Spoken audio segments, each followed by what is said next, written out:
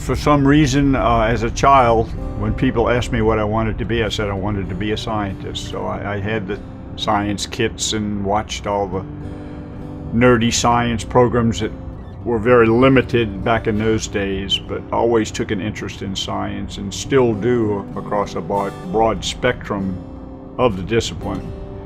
The thing that I have learned is that, and that I'm most thankful for, is my goal was to be able to do some interesting things in my career with smart people, and by golly, I got to do that in spades. The third year of my career at the CDC in Atlanta, I was tasked with the job of working in what was then and still is called a Biosafety Level 4 facility. It's the highest level of containment and potential harm to the worker that exists in biological sciences.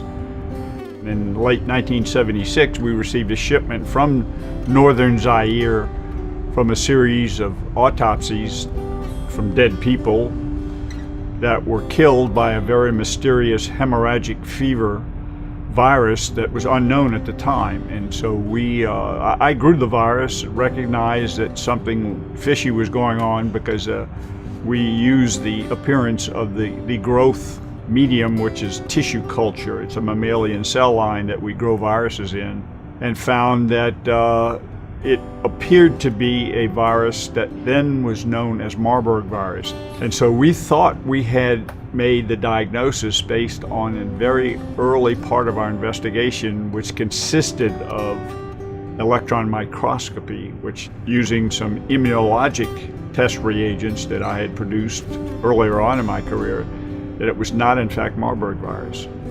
And so once we knew that we had something that looked exactly like Marburg, grew like Marburg, killed like Marburg, because Marburg was a very deadly virus that had been described back in the 60s, we knew we had a new virus. And my boss at the time, Carl Johnson, took out a CIA map. He was in northern Zaire, and he laid out a CIA map on his table, and he said, we should pick out a new name for this new virus. So he picked out a very small tributary of the Congo River, which runs the whole length of Zaire, now Democratic Republic of the Congo, called the Ebola River. And that's how it got its name. Jim has had a career of research, but that research gets out of the lab quickly. Jim and his fellow team members at the Center for Disease Control work on issues that affect the day-to-day life of Americans and of people around the world. They focus on infectious diseases, and Jim and his team have continually devoted themselves to making the world a healthier place on a day-to-day basis.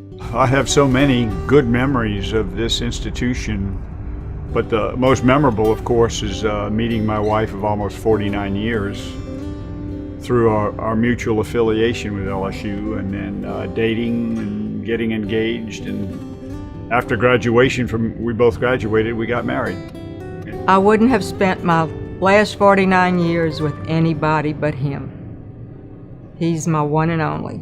He's always steadfast in his beliefs, and he's always trying to learn, either continuing to learn something about a subject or learning something new. Jim has been a friend of mine for many years, and I think the real reason that we connected is that he was a genuine friend, and you know he's your friend when times get tough. Jim's there for you.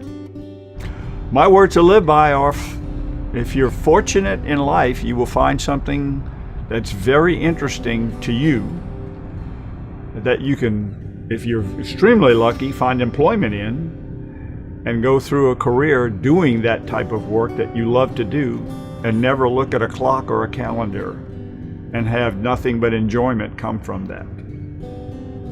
But that's an extremely fortunate person, and I consider myself among that fortunate few.